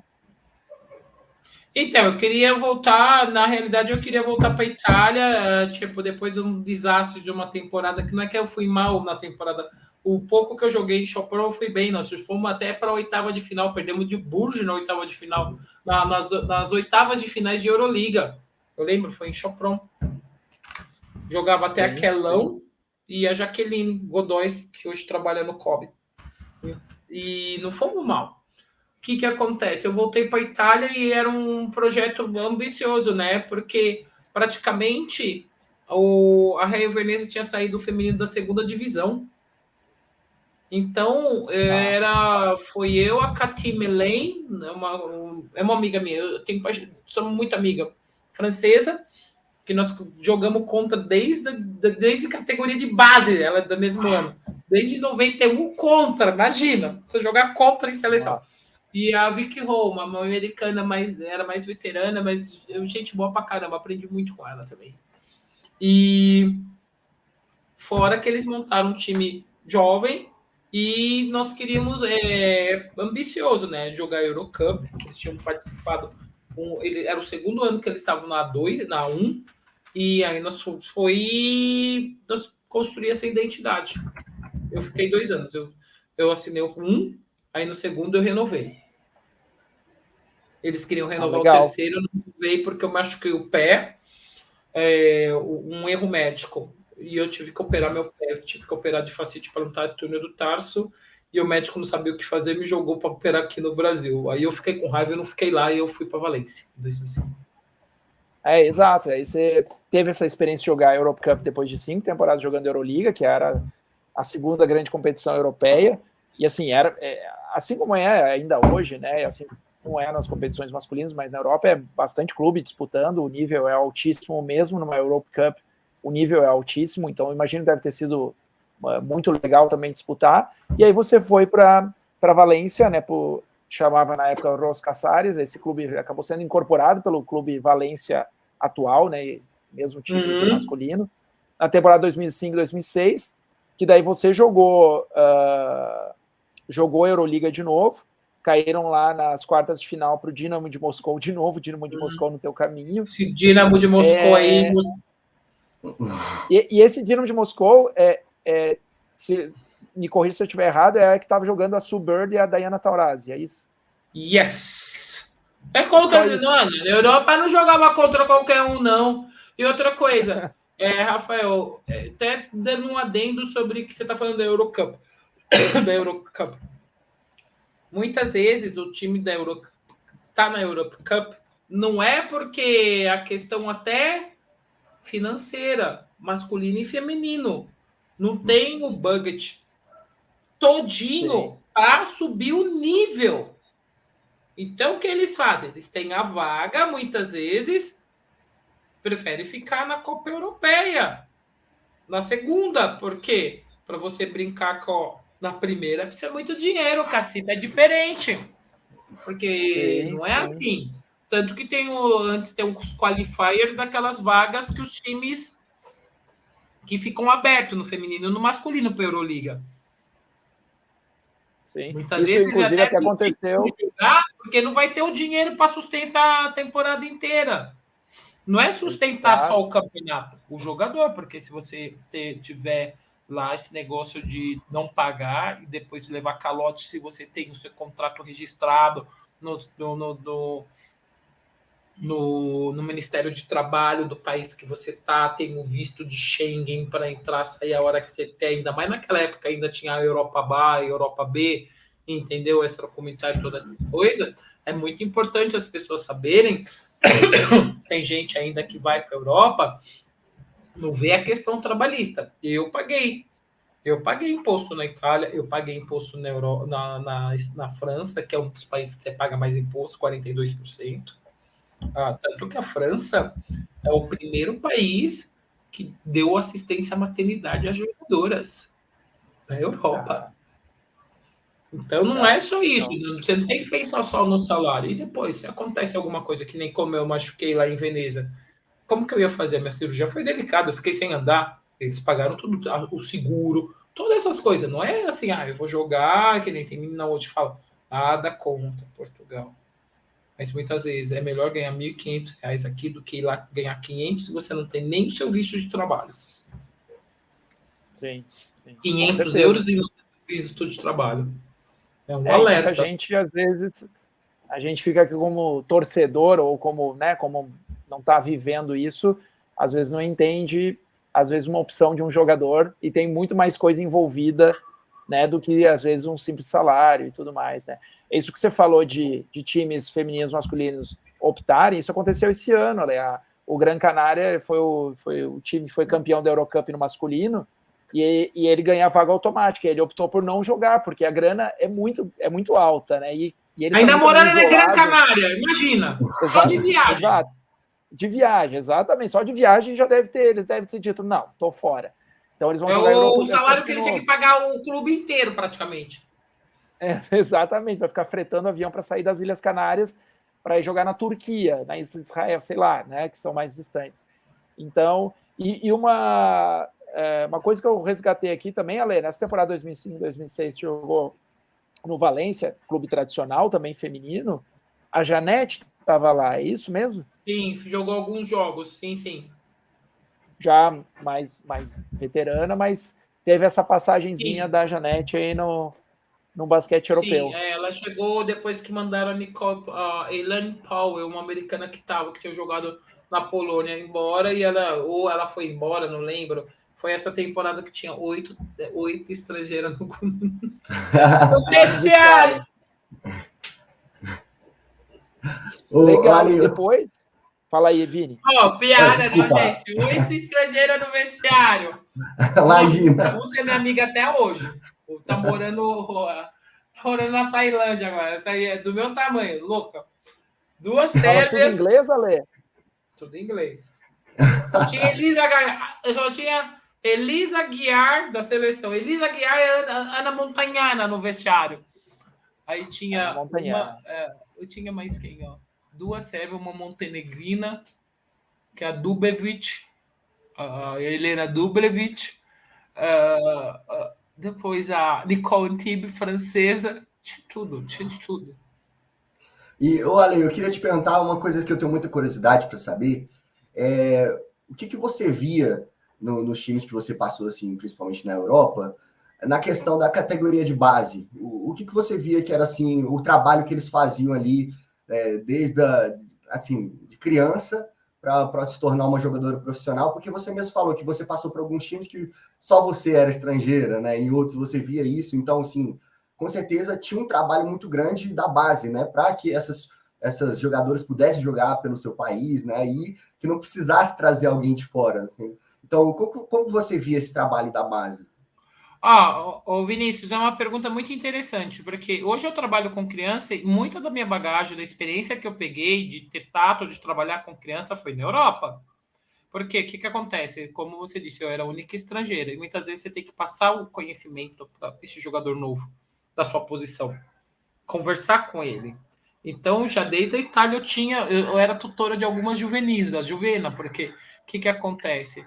Sempre um time tem que ter 2 lugares para juvenil, de 15, 16 anos. Ela vai para a Euroliga, ela vai escutar o técnico xingando, quebrando a prancheta na cabeça do jogador, que todo mundo... hoje, talvez não aconteça isso, mas quando você está brigando por resultado, ele vai berrar na tua cara. Tá todo mundo lutando por não vem falar de negócio de assédio moral, que não é. Tá todo mundo atrás de um resultado, e o calor da partida muitas vezes pode acontecer do técnico berrar com o jogador, como o jogador berrar com o técnico. Não existe isso. Não vem com essa história, que é muito florido. E o que acontece? E esse jogador, ele tem que pegar bagagem, porque é um jogador que ele vai crescer. Estão preparando até ele para demanda de seleção. Então, você tem que começar a fazer educar esse jogador. Quando eu fui para Como, eu tinha duas juvenis que eu tinha que ajudar, muitas vezes buscar da escola, muitas vezes levada para a escola, ou sair, tipo, vai dormir na tua casa, que eu era estrangeiro, eu morava numa casa enorme, que era a casa do presidente, né, a mansão do presidente no Lago do Como, tinha muito quarto, aí elas ficavam lá. Então, você vai começando para elas para notar, para não ter aquele choque quando você chegar na categoria adulta. Então, de ir aprendendo como é a vida. Então, aí ela vai aprendendo, aí ela se vai gostando, então vai aumentando essas demandas, entendeu? Então, eu já estava acostumado com isso. E tem time também que você tem na Itália, por exemplo, não é só que nem faz o NBR Cares, visitar a escola, fechar a praça da cidade para fazer festivais com crianças, mesmo aquela que não sabe, você convida para jogar, ou chama para ir no jogo e visitar classe, sala de aula. Isso sempre foi normal há 30 anos ou mais na Europa. Muito mais. Então, já está acostumada com isso. Então, você até, por questão de conselho, você não pode fazer isso, você tem que fazer isso, você treinar, você bater. Hoje meu treino vai ser paulado, então vai lá, porque ele tem que aprender a se jogar. Se ele não tiver sensações, tem vezes que eu falo para os meninos, tem meninos que eu treino, que eu sou treineira também. Cara, vamos bater 1 contra 1. Eu falo, se hoje eu bato você 1 contra 1, o menino não acredita. Uma vez o menino chorou. Assim, cara, então você tá vendo como você está fazendo o corpo mole? Depois você vai falar que seu treinador, lá onde você joga, não. Desculpa, se você tá vendo, depois não vai reclamar. Eu tô te mostrando uma coisa que você tem que melhorar, um aspecto que você tem que melhorar. Então, são essas coisas. Então, você vai aprendendo, você vai inserindo. Eu, por exemplo, em 2011, qual o desafio que eu tive? Eu fui a única estrangeira. Não, eu fui a estrangeira mais velha, de 38 para 39 anos, em Botas, em Adana. O time era um time que eles estavam preparando, sub-17, sub-18. Só tinha 3 estrangeiras e uma outra turca de 34, 35 anos. As estrangeiras eram saídas do college, primeiro ano de Europa. E esse time era um time que estava formando a seleção turca. Tanto que a Tibé, um pivô que está jogando agora, a armadora, como ela chama, eu até esqueci o nome, ela chama ainda de Mama Santos. Essas meninas que eu treinava. E elas ficaram, tem menina ainda que estão. A Tibé está na seleção. Se você procurar, número 15 da seleção turca. Eu joguei contra ela, nós treinava de manhã, trabalho de pivô, ela tinha 14 anos. Então, é isso que você tem que passar. E hoje eu vejo, tem menina que eu vejo na seleção de outros países, eu fico, cara, eu treinei com essa menina quando ela tinha 14 anos, olha onde ela tá. Olha, ela foi para a WNBA. Então, isso que é o jogador que é legal de outros países. Que o treino, você tem contato, as meninas, principalmente no feminino, no masculino não posso falar tanto. Com 14, 15 anos, elas já vão confrontar com as estrangeiras, vão confrontar com os pares melhores. Porque não é futuro, quando vai ver, o futuro já foi. Sim. Exatamente. Não, hoje, das meninas assim que eu vejo, as turcas, essas duas que foi o último time que eu joguei, elas tinham 14 anos. Outro dia eu falei parabéns para a menina, para a armadora. Eu falei assim, cara, até eu falei assim, nossa, elas estão jogando. Então. Jogando com os profissionais e ali com 14 anos aprendendo a apanhar, a sofrer e viver a experiência, né, Lê? Sim, é muito legal isso. Hein, Vini, só para a gente, então, já o papo aqui já estendemos bastante, eu acho que só para a gente dar uma passada final dos últimos clubes que a Lê falou do Botas da Turquia, mas depois lá do Valência, a Lê foi para o Kazanowska Kazan, né, jogou a Superliga Russa, né, teve uma experiência lá em Kazan também, né, para pegar um pouquinho. Não achou que o frio lá da Hungria era pouco, né? Não, da Eslováquia era pouco, então foi pegar um pouquinho de frio lá em Kazan também. Aí jogou no Perfumerias Avenida de Salamanca e voltou a jogar a Superliga em 2007, 2008. chegou a ser vice-campeã da Espanha e na Euroliga caiu nas oitavas lá para o CSKA, jogou no Bourges. CSKA, de novo a Rússia! De novo a Rússia, Dinamo de Moscou, CSKA, é verdade. No Bourges em 2008, 2009, caiu nas quartas para o Chopron e foi campeã francesa. E aí jogou no CEPS Georg na França, é um time tradicionalíssimo, lá o Bourges, né, da França no feminino. O CEPS Georg da Romênia em 2009, 2010. Eu acho que, não sei se lá você chegou a jogar a Eurocup, ou foi só... Não joguei, local. Eu cheguei depois. Eu joguei no meio da temporada. E aí na 10-11 no Botas da Turquia. Assim, e daí depois você volta para o Brasil, né? Finaliza a tua carreira como jogador aqui no Brasil. Foi algo, eu estava contando aqui, alguns times mudam de nome lá aqui no Brasil, não sei, é mais de 20 times, né, de clubes que você passou e que você falou 15 anos de Europa, assim, uma carreira, eu comentei aqui antes de a gente começar, você nem tinha esse número, mas vamos deixar aqui registrado que essa conversa merece, você é jogador com mais jogos de Euroliga, jogador brasileiro com mais jogos de Euroliga, você tem 114 jogos de Euroliga, a Érica, que também teve uma carreira, tem 100 jogos de Euroliga, então, assim, e outras jogadoras que tiveram passagens legais na Europa, a Isiane, a Cíntia Toiu e tal, enfim, não chegam nem perto desses números de Euroliga. Então, assim, demais essa conversa, esse papo e essa carreira que você teve na Europa. E agora, né, Vini, a gente só tem umas perguntinhas finais que a gente pediu para o pessoal do Tabela de Ferro, a gente comentou que ia gravar contigo. O pessoal quis perguntar uma coisinha ou outra para a gente dar. Mas você quer mandar aí, Vini? Sim. O pessoal lá do grupo estava querendo te perguntar, o Luiz perguntou, Ali, qual que foi a liga que você mais gostou de jogar na Europa, dessas ligas nacionais? Qual que você mais se adaptou e gostou de jogar? A italiana e a francesa. A italiana porque é um clássico, né? A Itália é fascinante. O dia que você vai jogar na Sicília, você pensa no cannoli depois do jogo. Você vai jogar na Ligúria, você pensa na pasta ao pesto. Você vai jogar perto dos Alpes, você pensa no pizzoccheri depois do jogo, porque a pasta ao bianco ou a pasta ao pomodoro é sempre antes do jogo. Entendeu? Então, quando você vai para o lado Caserta, do lado de Nápoles, você pensa na mussarela de búfala. Nossa, na sexta-feira você já está pensando, nossa, depois do jogo nós vamos comer isso. Motivação não faltava, né? Exatamente. E também perguntaram qual foi o melhor time que você jogou contra na Europa. Você se lembra? O melhor time que eu joguei contra na Europa. Falando dos últimos, foi Fenerbahçe. Quando eu joguei na Turquia, no Fenerbahçe só tinha Penny Taylor, Diana Taurasi. Nossa. Matovic de pivô. Depois também, tem uma história muito engraçada. 2007, quando eu tava jogando em Kazan, a Adrianinha jogou comigo, né? Que ela tava voltando de gravidez. Nós fomos pra Kazan, olha que história, eu tava voltando do ombro. Eu assinei, nem sabia que o time tava indo pro play-out, né? Pro play-out, para cair para segunda.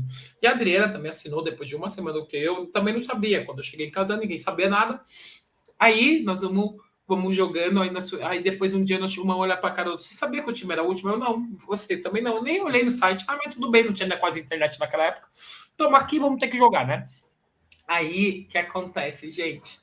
Nós vamos para Ekaterimburgo, de Kazan, de trem. Você sabe quantas horas são Ekaterimburgo, Kazan, Ekaterimburgo de trem? 17 horas dentro de um trem! Caramba! Nossa senhora! Não. As meninas foram muito legal, né? 10 no time, 4-4, as russas estavam juntas, as duas brasileiras idiotas, com gente que não conhecia. Na primeira viagem assim de trem, tá, gente? Na cabine. Tudo bem, na cabine de cama, 17 horas. Tchau. Não era de segunda classe, era a primeira, mas tudo bem, mas era cabine de 4. Chegamos lá e falei assim, Adriana, vamos ter que fazer alguma coisa. Chegamos 3 dias antes, vamos ter que fazer alguma coisa. Eu olhando para as meninas, né? Tá para a minha Petakova, que jogava, né? Jogou na seleção russa. Vamos ter que ganhar esse jogo, porque voltar com a cara do técnico, encher com aquela cara de bravo para nós. Não chegamos lá, não ganhamos de 20 pontos. O time tinha Batikovic, tinha, como chama a francesa? A pivô. Batikovic, tinha o Nancy Wallen, que é a técnica agora de uma universidade, sabe, americana, que foi a armadora da seleção, elas não acreditaram, nós batemos ela de 20 pontos. Só eu, Adriana, de estrangeira, elas tinham 4. Fora a Karpova, de russa, era metade da seleção russa. Elas não acreditaram, não conseguimos bater o time. Nós sabemos, também não sabemos, porque nós fizemos um milagre de 20 pontos. Sim. Juro, a volta, porque voltar 17 horas com o técnico na tua cabeça não é fácil não, na hora do almoço, na hora da janta. Aí nós pegamos, foi muito engraçado. Quando chegamos, o presidente, essa vitória que nos salvou, sabe, para o play-out cair de uma vez, nós terminamos no 8º lugar, eram 12, nós estávamos em 12º, o último lugar do campeonato. E o diretor do time veio com rosas às 3 da manhã, uma puta neve de 1 metro na plataforma do trem, nos esperar quando nós voltamos, com rosas vermelhas. Foi muito engraçado, isso eu nunca vou esquecer. Que legal, que legal. Muito bom. E eu também queria te perguntar, Ale, como é que estão seus projetos hoje em dia? O que você está fazendo? Eu vejo que você é muito ativo nas redes sociais, né? Você falou que faz um trabalho muito com as crianças, né, no basquete, mas eu queria saber o que você está fazendo atualmente. Bom, atualmente, tipo, ativa mais ou menos na rede social. Eu sou meio preguiçosa. Bom, é o seguinte, eu terminei o mestrado agora, eu trabalho em 2 escolas, eu trabalho no after school, em 2 escolas particulares com after school, com crianças mini basket, de 7 a 10, mini basket, depois de 10 a 12 anos de idade. Sou treinadora da Universidade Mackenzie desde 2018, que eu estou na seleção Mackenzie, basquete feminino aqui em São Paulo. Aí eu trabalho como personal, porque eu fiz faculdade de educação física também para trabalhar com físico, porque eu já tinha o CREF provisionado, então eu trabalho também com físico. Mas eu não, eu ensino as pessoas a treinar, como se eu ensino criança, adolescente, ensino também até adulto a jogar basquete, eu ensino as pessoas a treinar. Então eu pego esse nicho da população que não sabe treinar e precisa, né, porque o médico já deu aquele ultimato, e fazer atividade física, que muita gente não gosta de musculação, não gosta de academia. Eu não vou falar para você também que eu odeio puxar ferro, ficar lá. Então, já auxilia bastante. Então, eu trabalho mais com essa parte e agora, quando eu terminei o mestrado, estou um pouco livre, né, dando uma respirada na cabeça, né, que terminei agora em fevereiro, então foi 2 anos e meio puxado e trabalho com isso. E também sou treinadora de basquete 3x3, né? Minha paixão única também do Santos, do Moby Dicks, do Sub-18 feminino, que eu sou a coordenadora técnica e a treinadora. Sensacional. E por último, Ale, queria que você pudesse dar um recado para aquele menino que está iniciando no basquete, que sonha um dia ter uma carreira internacional. Qual conselho que você daria para eles? Primeiramente, nunca desistir no primeiro obstáculo, porque se você já chegou, dar esse primeiro, já fez a sua primeira cesta e você tem esse sonho, esse objetivo, parabéns, porque é importante isso também.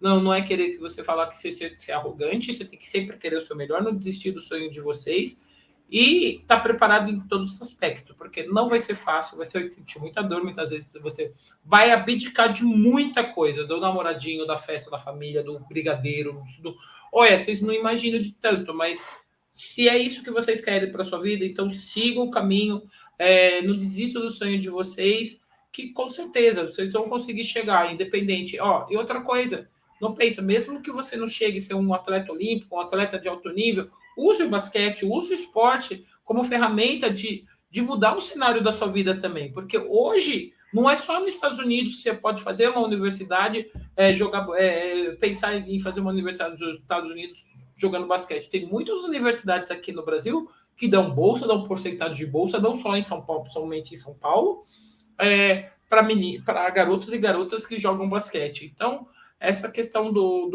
para mim, o basquete não é só a questão da medalha. As medalhas que eu ganhei, logicamente, vão fazer parte da minha vida, elas são importantes, mas é muito mais do que isso. Então, use o basquete em todos os aspectos da sua vida. Ou também outra modalidade, né? Talvez alguma pessoa aqui vai assistir e não é do basquete.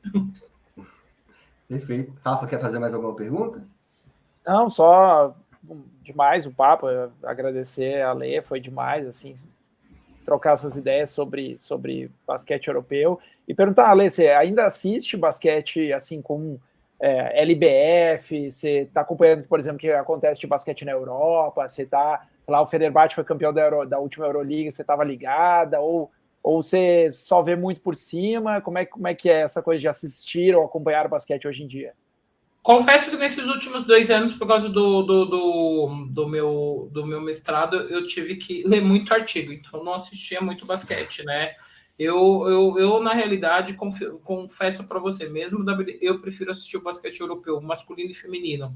E então já puxo mais para o europeu mesmo, ao final de Euroliga, ou o jogo de Euroliga, quando infelizmente passa 3 horas da tarde aqui, os masculinos, aqueles clássicos maravilhosos que eu tive a oportunidade de sentar uma vez atrás do banco do Obradovic em Bolonha assistir, ou de outro lugar da Europa, ver Turkulai jogando, ver Danilovic jogando ao vivo. Então, são coisas épicas, que nem ver o Mike Batista, um monte de gente jogando ao vivo, Euroliga. Então, quando eu não estava jogando, quando era de quarta ou de quinta-feira, quando eu morava em Veneza, então era do lado, ou em Milão também, então dava para assistir algum masculino, alguma outra coisa. E eu assisto muito hoje 3x3, porque eu também trabalho com 3x3 e 3x3 é mais rápido, é minha paixão. O jogo você nunca sabe como vai acabar, então eu gosto muito. Que também é muito a escola europeia, né, que dita o 3x3, então até a questão dos movimentos, a questão de... É uma outra modalidade, não acho que é basquete, mas não. É muito mais além. Sim, eu vi que acho que a Lituânia, a Sérvia são muito fortes no feminino. Lituânia, Sérvia e Letônia no masculino. Vem algum outsider, mas não tanto. Depois no feminino o Canadá tá indo bem com as irmãs Puffet agora, que jogavam quadra, foram pro 3x3. França, Espanha, tá ali. Tô meio ali, assim. Mas o Canadá esse ano veio com tudo. Acertou a periodização, acertou o time do jogo. Também, quando você tem 2 gêmeas, uma pensa, a outra já sabe onde tá. Legal, Ale. Obrigado.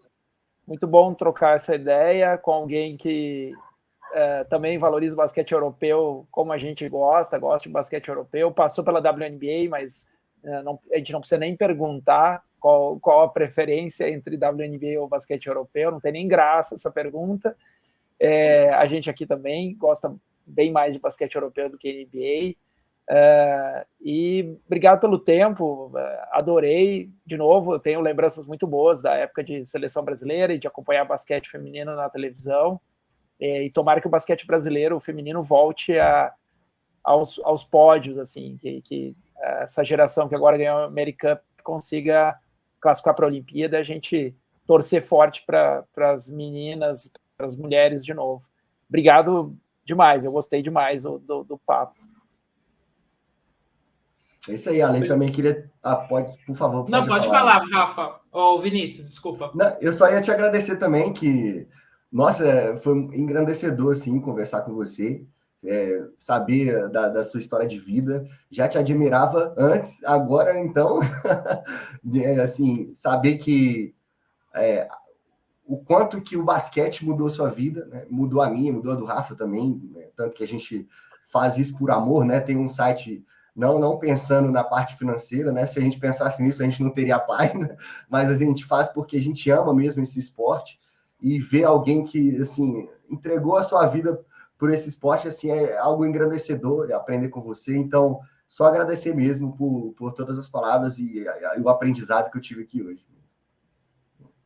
Rafa e Vinícius, eu que agradeço por dar o espaço de falar de basquete de uma maneira diferente, né? Porque todo mundo só fala de basquete americano e esquece que o basquete muitas vezes foi bem mais consolidado na Europa e muitas vezes foi um meio de comunicação, um meio de paz, vamos falar a verdade, um meio de situações que, se você for contar relatos de coisas que eu escutei de companheiras minhas, eu vou ficar aqui a noite inteira falando, que auxiliou na vida delas também, como auxiliou, ainda mais quando nós falamos no contexto feminino, tá? Então, isso é muito importante e eu que agradeço mesmo de coração e, logicamente, muito obrigado, gratidão de poder contar um pouquinho de mim, de uma face totalmente diferente. Obrigadão mesmo. Você quer se despedir primeiro, Rafa?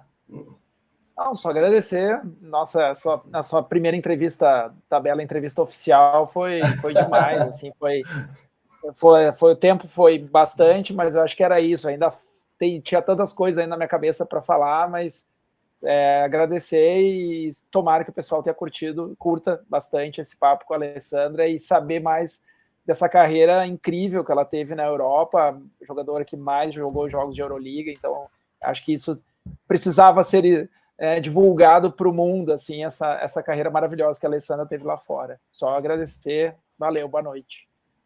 É isso aí. Boa Também noite, queria me despedir também, falar para vocês nos seguirem, né? Tá aparecendo aqui embaixo nosso site, né? Nossas redes sociais.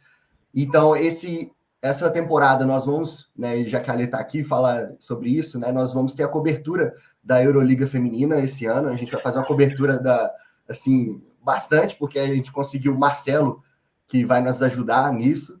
Então, a gente vai ter uma cobertura. Então, até você, Ale, acompanha a gente lá, que a gente vai falar bastante da Euroliga Feminina, tanto no nosso site quanto no Instagram, no Twitter.